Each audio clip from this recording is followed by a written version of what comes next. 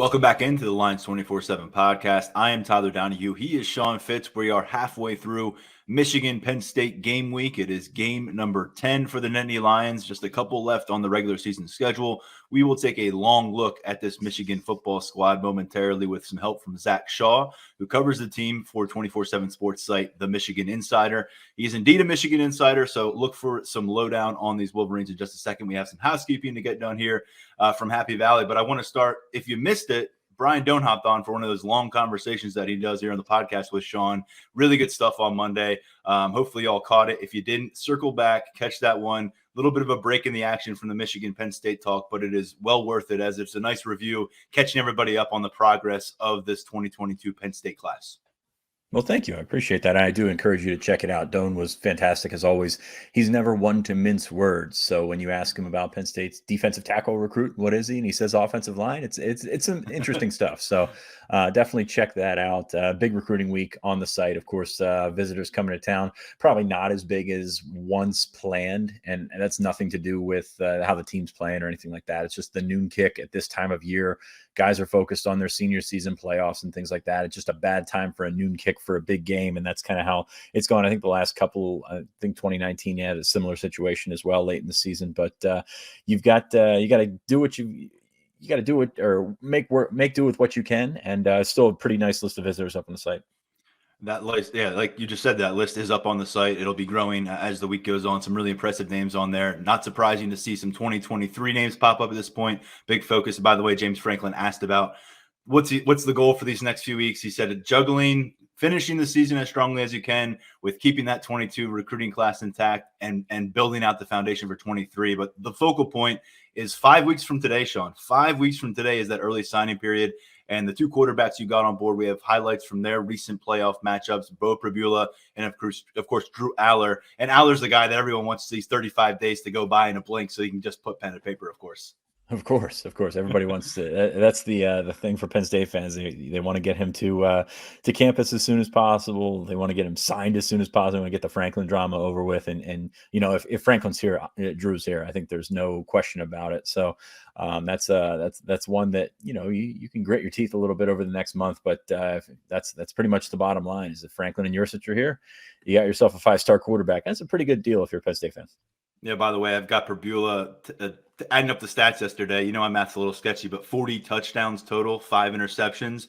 And now you've got Drew Aller at 53 touchdowns, 4 interceptions on the season. Both those guys just going Not out bad at all. handling their business. And, hey, both in the thick of state championship runs, both one of the top seeds in their bracket. So we'll see how far it goes for them. They have a chance to really build on those stats. Here in Happy Valley, there is some stuff to get to, and we'll start with the good news. Jahan Dotson and Jair Brown, coming off that Maryland matchup, both get Big Ten honors. That was announced on Monday, I think a little bit after you recorded with Brian. Of course, we all know what Jahan Dotson did. He set a program record with 242 receiving yards, 3 touchdowns, had a hand in the other scoring drive for the offense with a 45-yard catch on the fourth quarter field goal from Jordan Stout.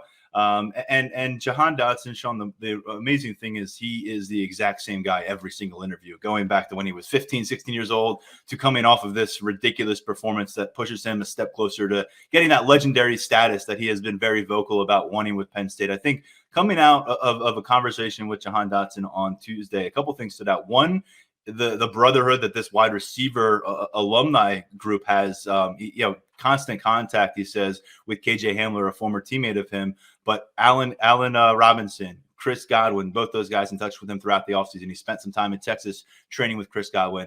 And then within an hour or so, it sounded like of that Maryland game, heard from Deion Butler, got reached out. Congratulations from Butler. Butler previously held the single game mark. I thought that was really cool. And then the other thing is Jahan says he comes out of every game, really critiquing himself. And this was another example. Could have found another 50, 100 yards along the way and, ho-hum, get over 300 yards in the process perhaps. And it's just he's the total package, and you can understand why James Franklin continues to reiterate this is the model of what they want within their locker room. He sounds like me talking about my golf game. I could definitely find another 50 or 100 yards anywhere, but it just doesn't show up for some reason. But yeah, you're right. I mean, he's working his way into that legendary status. I think a signature moment, maybe this weekend against Michigan. You can go for 242 against Maryland, and it's awesome. Don't get me wrong. Yeah. But you do that against Michigan. We saw what he did against Ohio State last year. Really has stepped up in big games. And that's the thing. You look at some of the receivers in college football, and they feast on poor competition, which they should. But, when the lights come on and you play the top teams on your schedule, that's really where your legacy is going to be stamped down. And I think that Jahan Dotson's done a great job of that so far, and he can continue to do that over the next couple of weeks. Yeah. And then Jair Brown, talk about a guy who's really coming on strong here in his first year as a starter, alongside Jaquan Brisker, former Lackawanna teammate. Been a really cool story. But more than that, this has been just an incredible tandem for the Nittany Lions for the most part.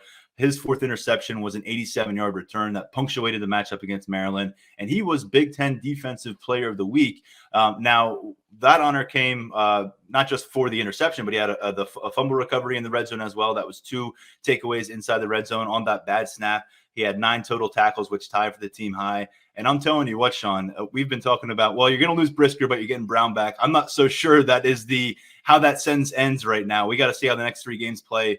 But he is playing at a very high level, and James Franklin says his confidence has everything to do with that.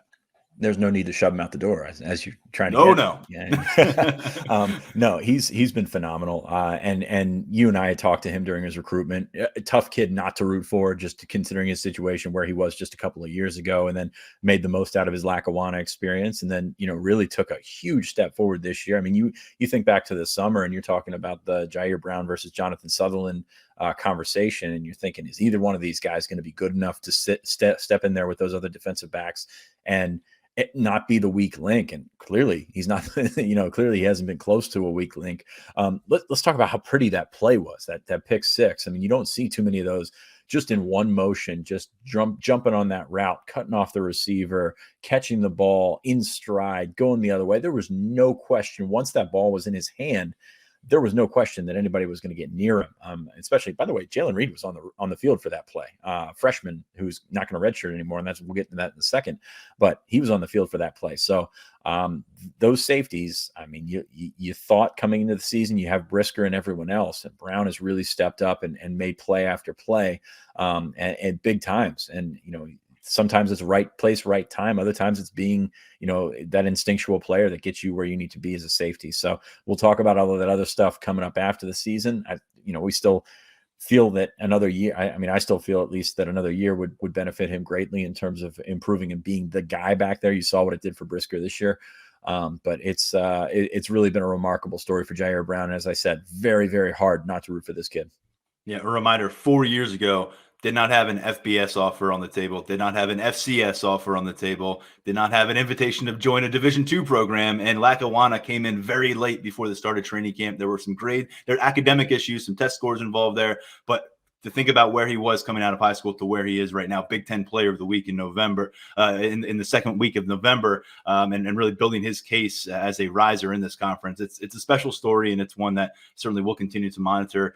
You mentioned Jalen Reed becoming, and before you get on that, yeah, what a great thing for junior college players to be able to go to camps now. Yeah, this is just something new in the last couple of years. Jair Brown picked up his offer from Penn State at camp. I know Norval Black did as well, and that hasn't turned out as well. But what a great thing for these young men to be able to get out and do and work out and be on the radar of some schools that they wouldn't have been on the radar otherwise because of this rule change. And it's been great for some of these guys, and really considering the lack of visibility that junior colleges have and the lack of ability to get out and travel and things like that because of the situation that they're in.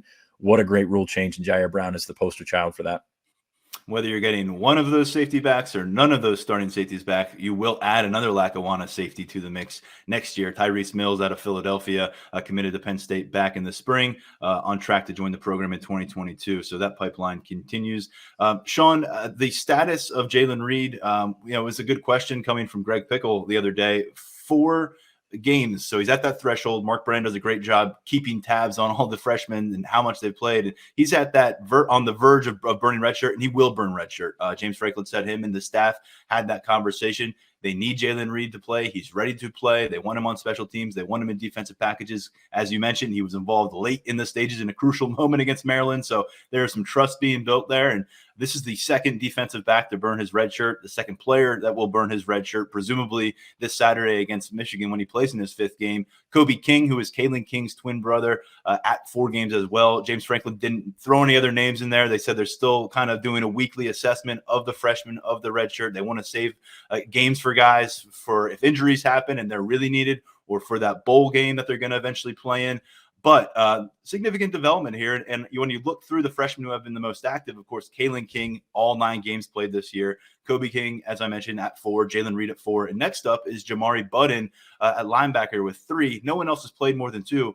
All 4 of those guys out of Detroit. Nice parting gift from Tim Banks before he went to Tennessee.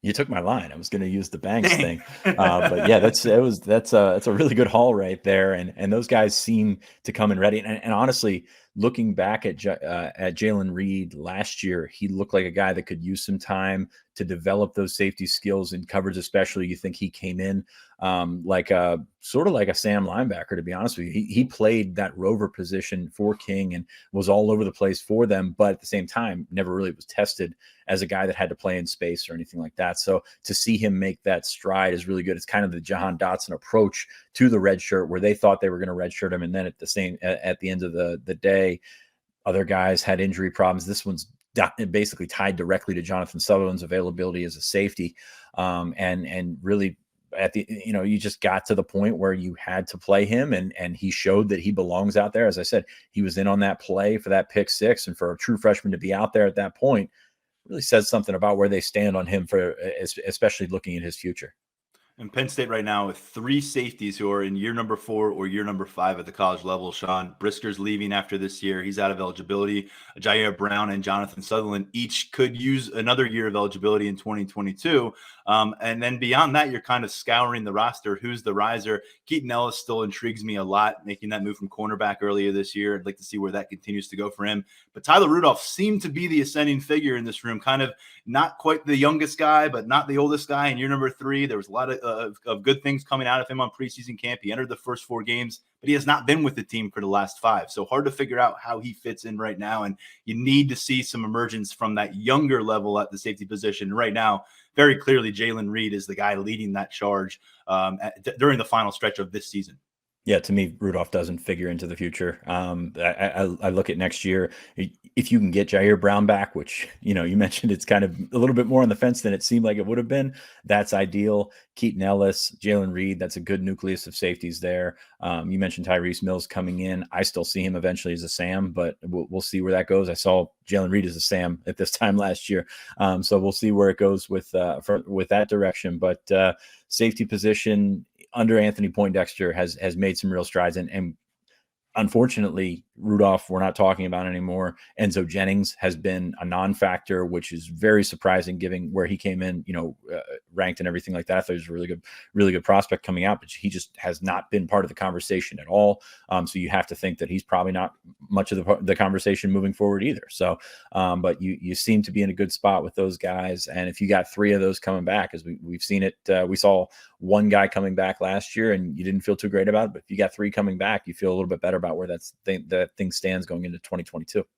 Well, we don't know yet if Penn State will be down a safety. Jonathan Sutherland made the trip to Maryland last Saturday. James Franklin actually pointed out him and Jesse Luketa in the post-game press conference, and then again in his Tuesday press conference, saying there's a reason he brought them, even if they couldn't play. And it sounds like, they weren't necessarily sure about that status when they hit the road, but they said that their leadership was valued on the sideline. Of course, both of those guys are team captains, but this is a matchup where Sutherland aside, and of course, he's your special teams guy.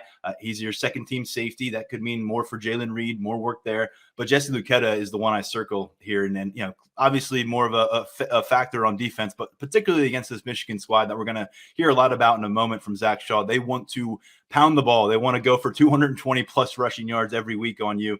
And Jesse Luketa has come along so fast. I feel like a defensive end missed on the field against Maryland.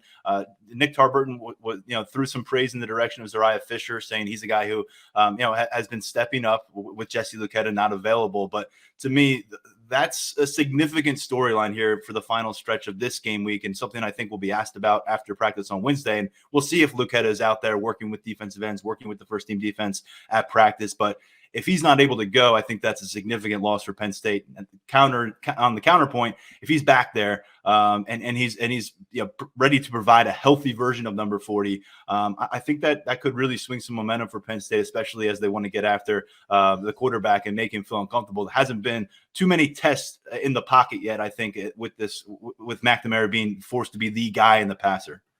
Yeah, and you look at Michigan, they've only given up 6 sacks all season. So, you want as much pressure as you can get in there. You want as much of Lucetta making plays in the run game as he's done this year, to his credit. Not something that we weren't sure what kind of player he would be at the edge, but he's really a kind of a complete player there. So really impressed with what he's done, and would be a huge addition for Penn State back there. It's one of the things that we'll be looking for when we go out to practice this evening, whenever it is, and checking things out on the practice field, because it's going to be a situation where Zariah Fisher, credit him, has done a suitable job in there. Smith Vilbert's been in there, but Jesse Lucetta just brings something different for your defense. This is not the situation you want to be shorthanded up front right now. And another note here, it's not as significant from a personnel perspective, because Fred Hansard hasn't been really involved at defensive tackle for much of this season, particularly late, but suspended for the first half of the Michigan game. James Franklin confirming that on Tuesday here from the Big Ten. They wanted to know what Penn State's plan was regarding the push of Tagovailoa on the sideline last week against Maryland. Franklin said he wasn't even aware of it until after the game. He was very quick to point out that Fred Hansard, he's called, has been a class act since he got to campus in 2017. He kind of read off a lot and saying what Fred Hansard has done right. And then he also admitted this was the wrong look. This was the bad look. He said it was a reactionary thing. Fred Hansard also put out a statement yesterday apologizing to Maryland, apologizing to Tagovailoa, and basically saying the same deal. There was no malice. There was no intent. It's not something he planned to do. It was a reactionary deal.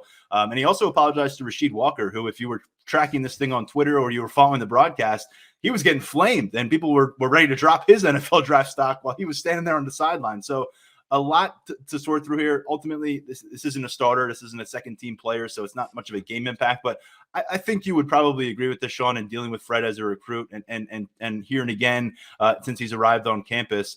Always a guy who's smiling, always a guy who you enjoy talking to, and it kind of lifts up the attitude in the group that you're with.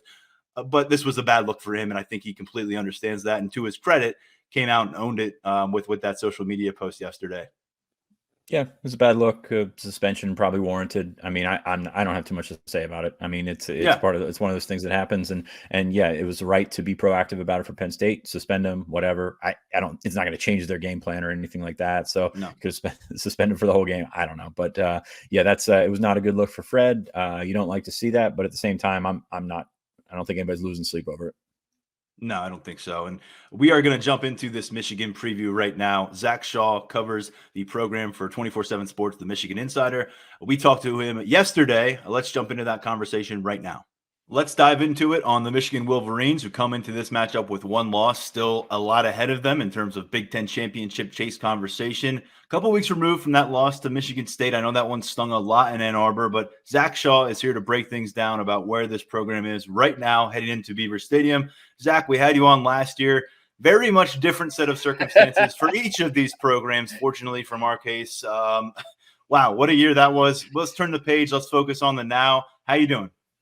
I'm good. It's amazing what a season can be like if half the star players don't opt out of each of these teams. No kidding. Well, let's jump right into it, because Michigan's coming into this matchup with one loss, coming off of a win against Indiana. How much, I guess, of the hangover was kind of went away because of that win? I'd imagine it was a rough week leading up to the Indiana game. Yeah. I think the hard part for Michigan was there's that mental hurdle when you still have to be confident because they did play really well against Michigan State, and that's not something fans want to hear. I mean, I've been around this enough to know that, but it wasn't like a 2019 loss when they got destroyed by Wisconsin, or it wasn't like in 2017 when they played at Penn State. It was the first loss of the season, but there wasn't necessarily a reason to like throw a fit and give up the whole season. And I think I think fans were ready for that, right? They were that was where the fans were at, but the players, I think, there's enough veteran players. There's enough players who were part of last season's team. I mean, I think about 80% of the two deep is back from last year, that they were kind of like, no, this can be different. This can be something different. I mean, it helps to play Indiana. I think they were a team. They were catching the Hoosiers at the right time, down to their third string quarterback. They had a bunch of injuries during the game too. So it was kind of what it was expected. I think the big thing for Michigan was all of a sudden a pretty healthy team all year. All of a sudden they've got like 5 or 6 guys who are going in the injury tent, and that really, I think Michigan fans would have almost said, you should have just played the backups the whole time, because the injury stuff obviously worries a lot of fans, and we'll see just how healthy they are this weekend. But yeah, I think it was kind of as expected. The run game dominated, threw the ball around a little bit, and then the defense against teams that aren't Michigan State and Nebraska, defense has been really lights out all season. So I guess to get back into that momentum was something significant too. Zach, you mentioned the health of the team. I know you guys, kind of like us, you don't get the full injury report. Jim Harbaugh is not really running to tell everybody how hurt everybody is, but what are you seeing? Who are the guys that you expect to maybe be day-to-day, guys that you would not be surprised if they weren't out there? And I guess how does that impact the rest of what Michigan's trying to do? Yeah, I think we got one depth chart in 2015, and then he decided that wasn't a thing anymore. So it's no, it's same kind of deal. I think the big one obviously is Blake Corum. Potential 1,000-yard back this season, was in a walking boot in the second half, only took 1 carry in the first half. AJ Henning, really electric wide receiver, punt returner as well. He's another one to keep an eye on. And then Eric All, starting tight end, who really just the week prior had started to look like a star. He had 98 yards against Michigan State. So those are probably the 3 that are like the quote unquote the proverbial day-to-day that coaches love to lean on. And Jim Harbaugh kind of hinted at on his team's radio show last night that maybe they're probable, that instead of just questionable. The guy who might be a little bit more questionable to maybe even doubtful, it sounds like, it's Jamon Green, number 3 cornerback. It's just, I mean, other than that, prior to Saturday, they really hadn't had many injury issues at all. I know you guys do the same thing I do, where you go to the game, you bring your binoculars, you scour, see who's on the field, who's warming up, and it was like everybody pretty much every week. Obviously, Ronnie Bell, star receiver, was out at the beginning of the year, but yeah, I think that's where it gets tricky, is that offense. I think it could be full steam ahead. I think it could be hampered a little bit. Just kind of, I guess the next 2 days is what's going to be telling. You mentioned Corum. Oh, sorry. But you mentioned Corum. He's the second leading rusher on this team, which you wouldn't think just based off of the pub and stuff that he gets. But Hassan Haskins approaching that 1,000-yard barrier as well. How much changes if Corum's not able to go? Because it seems like Michigan is content to just line up and run the football no matter who's back there. Yeah, they like them both, and Corum was the number 1 back until the injury, I guess, this past week. I mean, Haskins got nice 164 yards on him this weekend. So, they're both really good. I think it's the cliched thunder and lightning. Corum, top 125 recruit, really fast. I think 4.44 when he was in high school. Really quick too, not just long speed, but has really good burst. And then Haskins is a 3-star who I think had 2 Power 5 offers out of high school and just bulldozes people. He's really strong. He hurdles them too. He's had a few highlight hurdles, but as a former state finalist, high jumper, but he's more of the bruising type. So it is a big difference. And the thing where things get really interesting is Donovan Edwards has missed the last 2 games as well. He's the number 3 back, former 5-star recruit per 24/7. So if they don't have Corum or Edwards, I do think Michigan starts to circumvent things or figure out what else they can do in the run game. But if they have one of the 2, I mean, if I got to think Edwards would be ready to be a number 2 back, if based on his recruiting, what he looked like out of high school and everything. But Corum, I think, is that game breaking. The Michigan's been waiting for someone like him, either at the running back or quarterback position, someone who other teams don't really have an answer for. And his yards per carries, his big play ability, he can catch a little bit too. And so I think him being there, I think, really helps Michigan's offense. But as you mentioned, they have a run game without him. Let's stay in the offensive backfield. You talked about Michigan fans waiting for something. How about a quarterback to come along and play high-level football? It's been a litany of names with Jim Harbaugh since he arrived. Shea Patterson, of course, the most recent that Penn State fans are familiar with, former five-star in his own right. But what's Cade McNamara doing right now at quarterback for Michigan? You look through the numbers, 9 touchdowns through nine games for Michigan. It's not going to jump out, but 2 interceptions. They're winning these games. What are they getting out of the quarterback position right now? I know there's excitement about J.J. McCarthy waiting in the wings as well.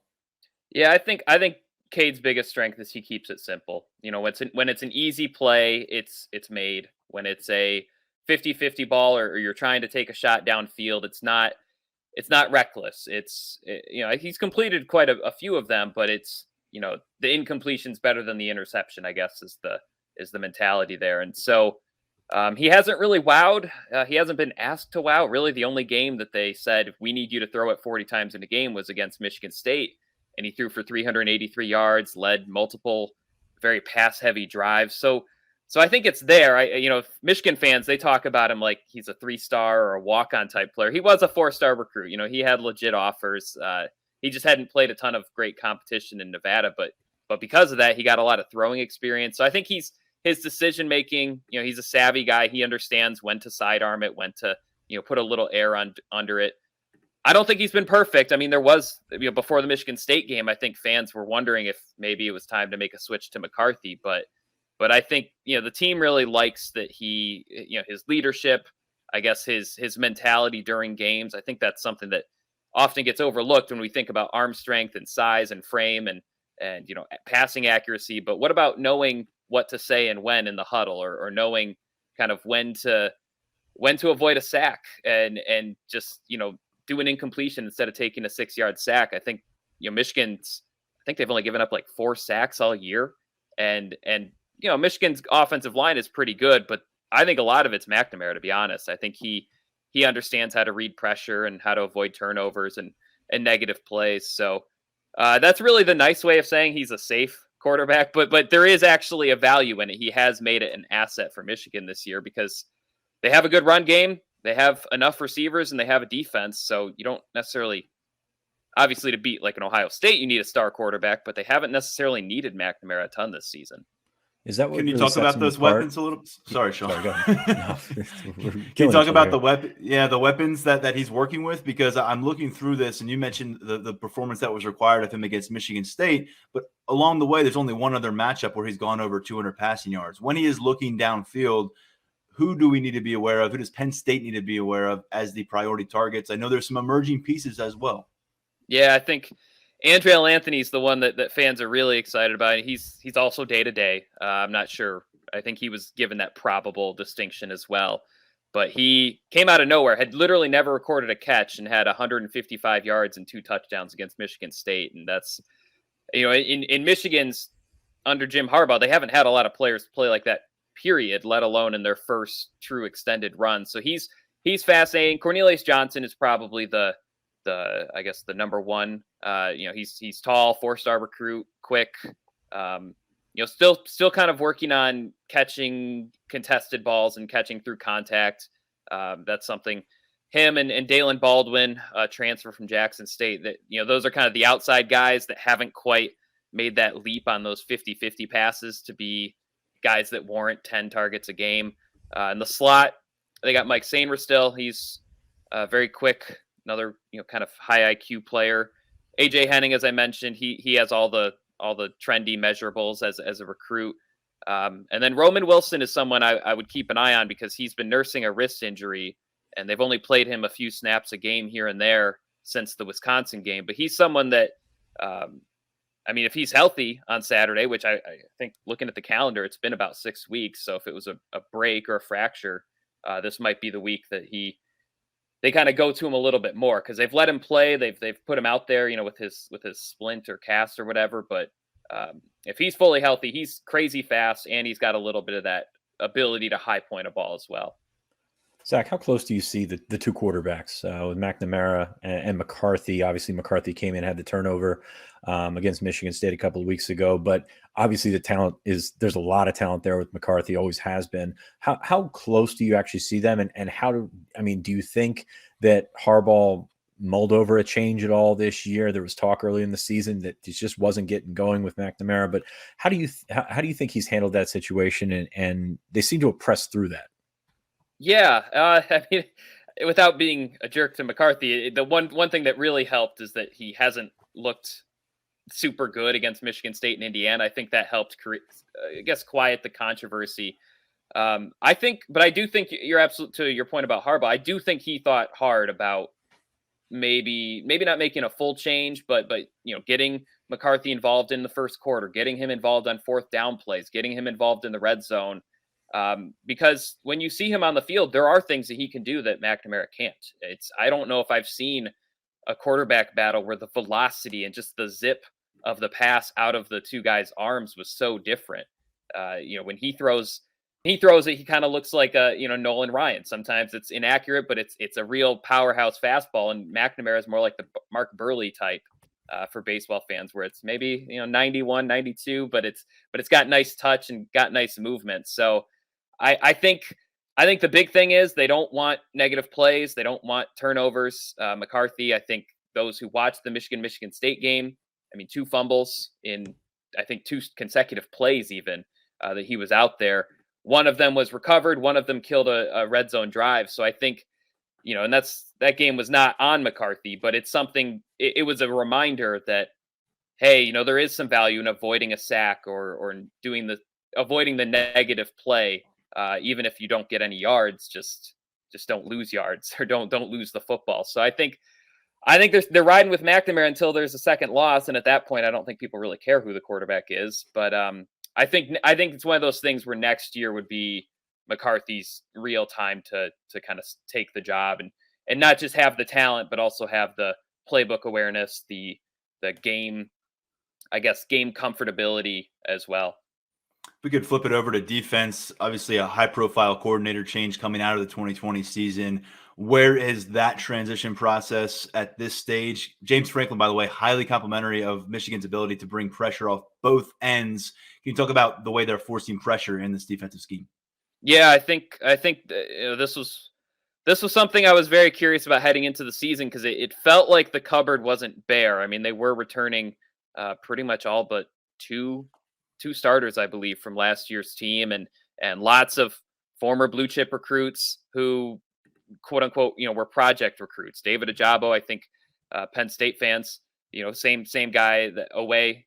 He came from the same academy, kind of the same, actually started playing football because of him, if I'm not mistaken. And so, guy who came in super raw, one of the more raw, from what I've heard, football players Michigan's ever had, in terms of scholarship guys, but crazy talented, had first round athleticism from a measurable standpoint coming out of high school. He was 225, breaking 11 seconds in the 100-meter dash, and power ball throw of 40 feet or whatever it was. So it was always kind of a when, but no one was sure that it was going to come this year or that it was going to come this much. So he's been a really big asset opposite Aiden Hutchinson, who's always been pretty good, but obviously him being healthy and Ajabo kind of reaching that next level. I think they're number 1 and number 2 in the Big Ten in sacks right now. So that kind of speaks for itself. And you saw other players bounce back. Daxton Hill, 5-star guy, didn't have the best season last year. But he's in this nickel cornerback role. So I think,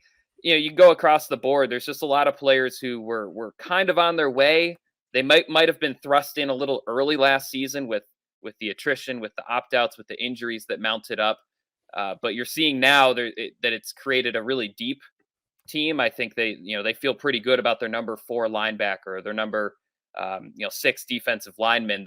That really helps. That helps them rotate. That helps them stay fresh. And then I think that also helps the coaches, really apply the schemes that they want to apply, because they don't have to just rely on hoping someone steps up. They actually have players of different sizes, different abilities stepping up.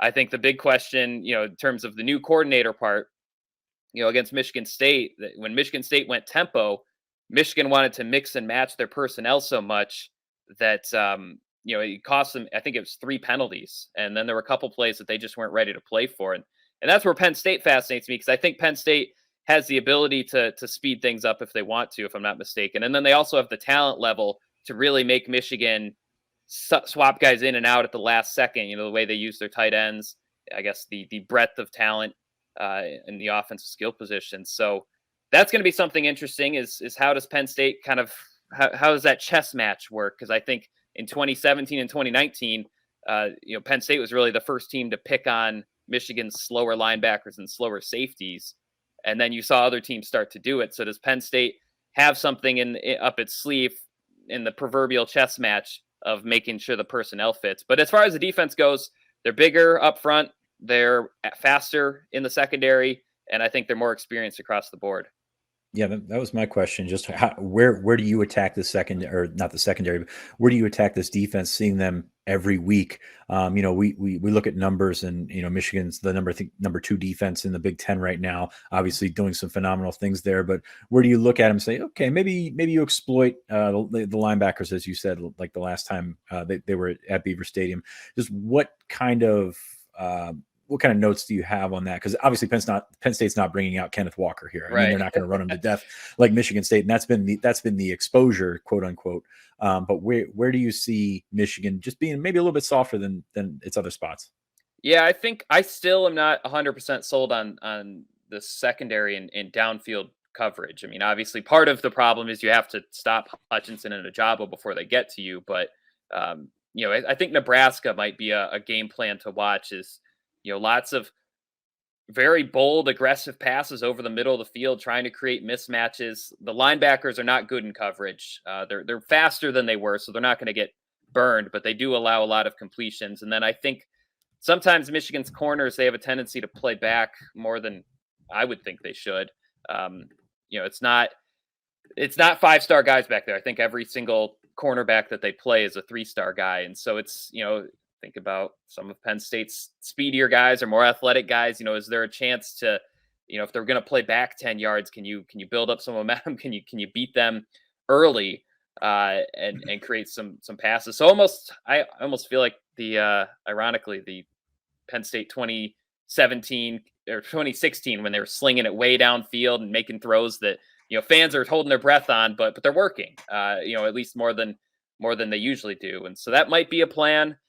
As far as, Kenneth Walker, it's the more I watch Michigan, the more I'm like, maybe that was really just an exception, but some misdirection did work on Michigan. I think they tackled Walker high a lot. I don't know if Penn State has a guy who can take advantage of that, but it really seems like so far this year, I think Washington was another team that wasn't in the game, but they were able to complete a lot of passes downfield, especially kind of between the hash marks, challenge the linebackers a little bit. Zach, this might be a breath of fresh air for you, but we've gone almost 20 minutes without bringing up Jim Harbaugh and the future in Ann Arbor, because look, 8-1, I'd imagine this Penn State game is going to be viewed in very different ways if they come out with a loss versus a win. With Maryland in between, the matchup against Ohio State, we know he hasn't beaten the Buckeyes. Just how important is this matchup in Beaver Stadium for Jim Harbaugh in 2021 and perhaps beyond? So this is going to sound weird, and I think, if any Michigan fans are listening, they might come yell at me. I almost think this game is more important for the Jim Harbaugh perception or whatever than the Ohio State game. I think the fact is not every Michigan fan's like this, and you guys know that there's a wide range of what fans think. Ohio State is an aspirational team to beat at this point. The record that they have against the rest of the Big Ten. I know James Franklin got the 1, but it's just at this point that's almost the cherry on top. I think the goal for Michigan year in and year out from now is just go into that Ohio State game with everything at least on the table. That means that you took care of the teams you're supposed to take care of, and if they beat Penn State, I was kind of looking through the Rose Bowl selection process. If they beat Penn State and Michigan State also beats Penn State, it would still probably be Michigan going to the Rose Bowl, assuming Ohio State won the Big Ten and went to the playoffs. So this is kind of a defining thing. If they lose, they're probably playing in a Florida Bowl. If they win, I think they're locked into a New Year's Six, and that's progress, right? Not just from the 2-4 team, but also from the 2019 team that kind of stumbled in every big game that it was in. So this is I think Michigan fans are kind of overlooking Penn State a little bit, based on the losing streak that they had a couple weeks ago. But I think ultimately this is one of the bigger ones. This is a game that Michigan, if they win, I think most 80-90% of the fans would view the season as at least a modest success. And if they lose, well, you mentioned we aren't talking about Jim Harbaugh on the hot seat all the time, but every time Michigan loses for the last 4 years, it's been this, I've had enough of this. This is unacceptable. I'm out, and we can't relate at all. We have no idea what you're talking about, Zach. You say every time he loses, every time he wins, that's the case too. He doesn't win by enough, or says something goofy in the presser. Yeah, no, it's always funny because after the losses, everyone goes up and looks on their computer like, okay, what's the worst frame of record in the past X amount of games that I can make him look terrible in? I think at one point it was 9-8 in the last 17, but it was a very obscure.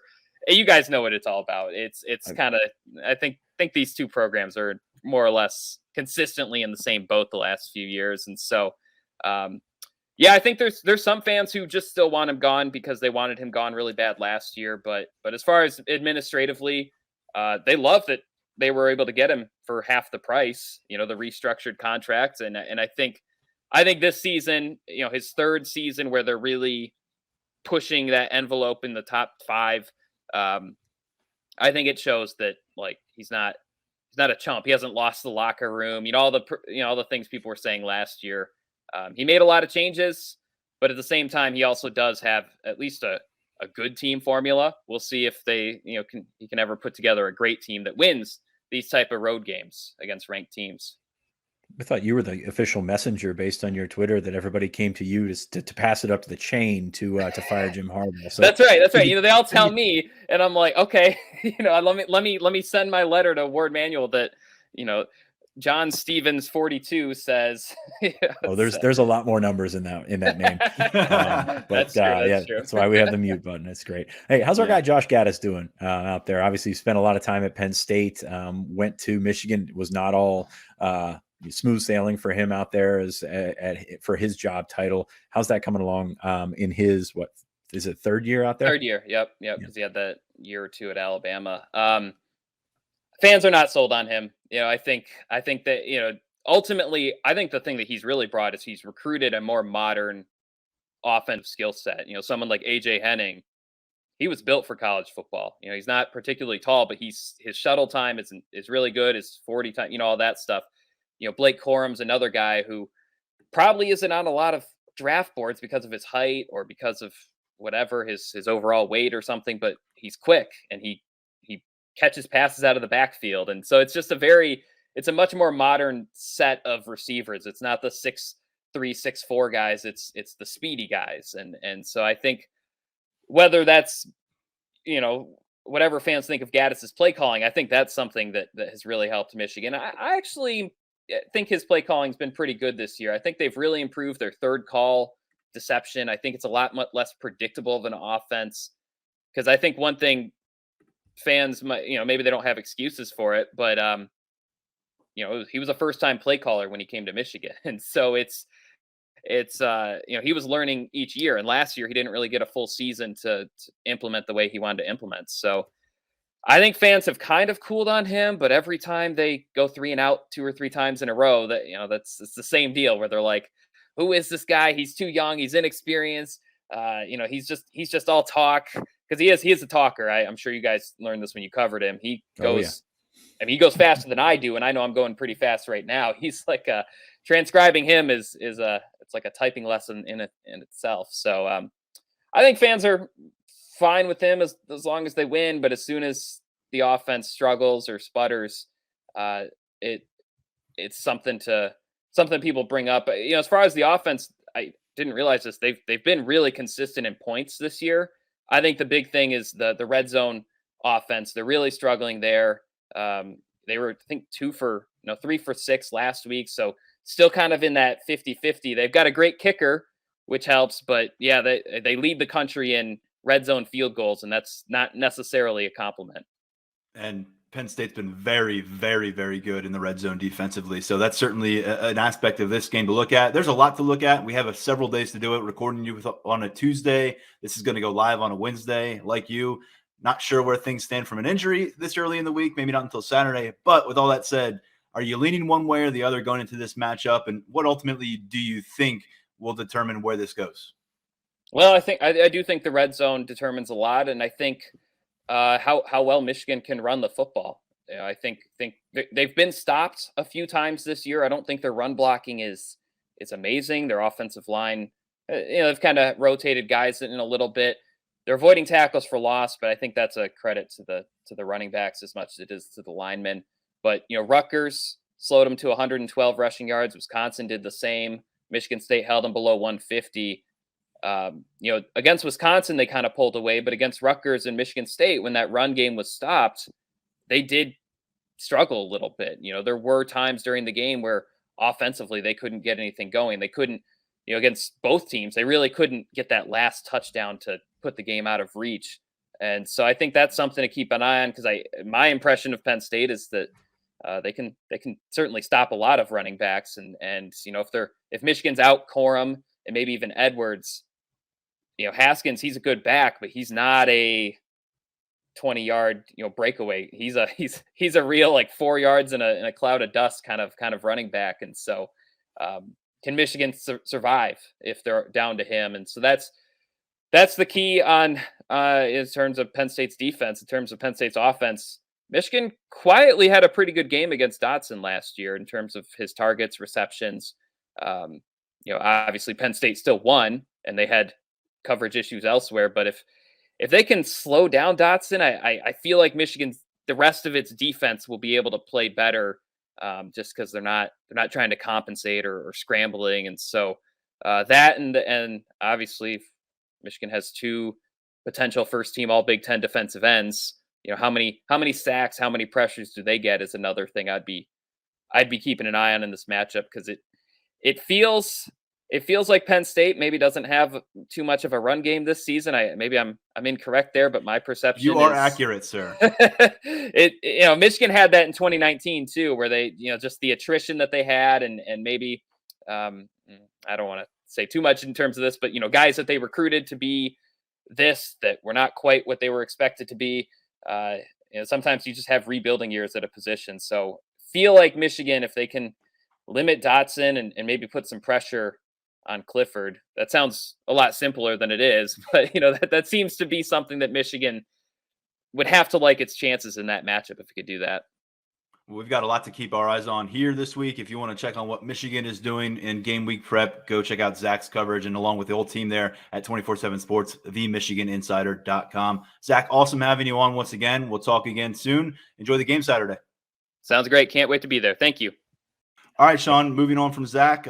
We talked about the recruiting list coming together. People got to keep track on that. Quick 5-star mailbag. Doesn't appear that here's the question. Doesn't it appear that Keyvone Lee has separated himself from others in game action at running back? He's averaging 5.1 yards per carry, while Noah Cain and John Lovett are under 3.5 yards. What am I missing? This question goes. Missing where the bar is. I mean, Keyvone Lee has been better than those other guys, but those guys have not been good. Like, I don't understand why the bar is 5.1 yards per carry against 3.5 yards per carry. Yes, Lee has been better, but has he separated himself and made himself far and away the best option? I don't know that that's true. He's done some nice things, but he's also put the ball on the ground more than those other guys. So you got to take that into account.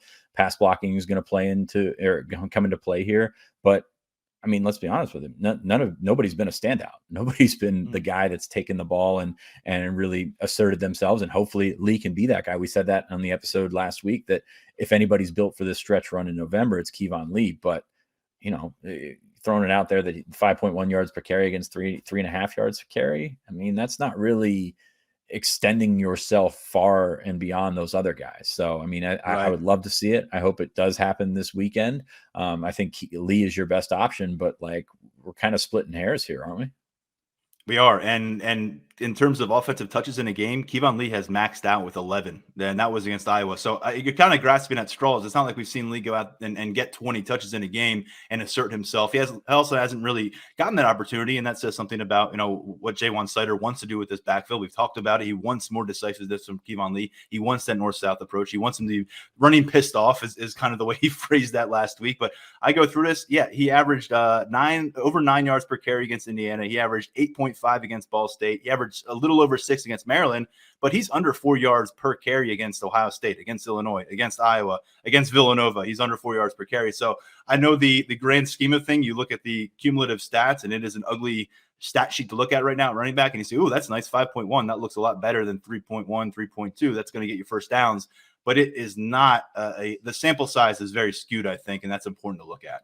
Yeah, especially when he's put the ball on the ground. I mean, I know he's gotten those fumbles back and things like that, but if you're playing close games, that's really going to keep your butt on the bench if you're a running back. So yeah. I just think it's about where the bar is and the fact that none of those guys has taken it and run with it. Lee's probably your best option, but we have several sayings about that being, I don't know one that's not yeah. Anyway, we're not going to get into that, but yeah, right. I think Lee's your best option. I don't think it's a wide gulf between those guys. So I understand where you're coming from with the question, but somebody needs to be better than their best right now, and they haven't gotten that. He had 2 explosive plays, one as a receiver, one as a rusher during a possession last week against Maryland. He can start stringing those kind of things together. Hey, we're having a different conversation, and this is still a second-year running back, but he crushed Michigan last year too. So you'd like to see that this week again. Yeah. So I mean, the question, we're not saying that Keyvone Lee is not a talented running back, but we are saying that there's a reason that he's not the guy getting 20 touches and everybody else is getting 3 or 4. This is what Jaywan Sider's seen on the practice field. And in the games, yes, there have been moments of flash, and you could probably say, close your eyes, think of the best moments for a Penn State running back this year. Might be Keyvone Lee rumbling in the open field, surging there. But there's a lot of runs where Keyvone Lee is missing the hole, running into the back of his offensive lineman, losing yards, getting you off schedule. And there just, honestly, hasn't been games where he's gotten back-to-back series or gotten in some kind of rhythm where you can really assess him and evaluate him. So that's where it is right now at running back. It's a fair question, but I think it's a fair answer as well. Sean, that's going to be it for us. Thanks to Zach Shaw. Appreciate his perspective on Michigan. We're going to get out of here. We're back on Thursday with our final thoughts on Penn State's game against Michigan. We'll talk about the keys for the Nittany Lions to pick up a win and also give you our final score predictions. Thanks to our producer, Lance Glynn. We'll talk to you real soon right here on the Lions 24/7 podcast.